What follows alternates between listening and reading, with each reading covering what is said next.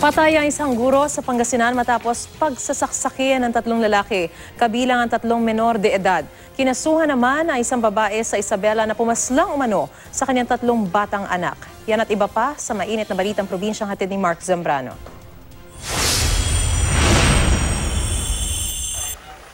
Dead on the spot ang isang umanay tulak ng droga sa Opol, Misamis Oriental matapos mabaril ng mga pulis.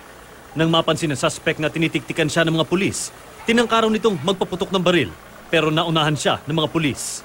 Ayon sa PNP, 3 sachet ng shabu ang nakuha mula sa suspect at na-recover din ang ginamit itong baril. Na-recover ng militar sa Malimuno, Surigao del Norte ang samut-saring malalakas sa armas at mga pampasabog sa sinasabing kuta ng New People's Army o NPA.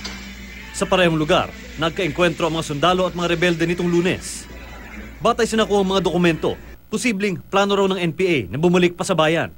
Paniwala ng militar, habol ng mga rebelde ang pagkuha ng ginto mula sa small-scale miners. Sa General Santos City, 5 ang sugatan sa pagtaob ng isang tricycle. Ayon sa mga nakasaksi, gumawang-gewang muna ang tricycle at bumangga sa isang elf truck bago tumaob. Mabilis daw ang takbo nito. Kasalukuyang pinaghahanap ang tumakas na driver ng tricycle.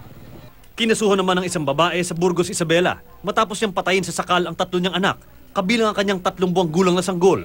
Edad 3 at 2 taon ang 2 pang biktima. Sa kwento ng kapatid ng suspect, minamaltrato rin daw nito ang kanyang mga anak bago ang pagpatay. Nagsimula raw na mag-iba ang pag-uugali ng suspect na magtrabaho ang kanyang asawa sa ibang bansa.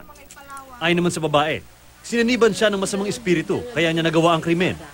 Ayon sa mga eksperto, posibleng nakaranas ng postpartum depression ang babae. Sa Dagupan City, Pangasinan, patay ang isang guro matapos pagsasaksakin ng 4 na lalaki. 3 sa kanila ang minor de edad. Ayon sa mga suspect, pinilit umano silang makipagtalik ng biktima kaya nila nagawa ang krimen. Pero itinanggi ito ng mga magulang ng guro. Nasa pangangalaga na ng DSWD ang mga minor de edad. Mark Zambrano, GMA News.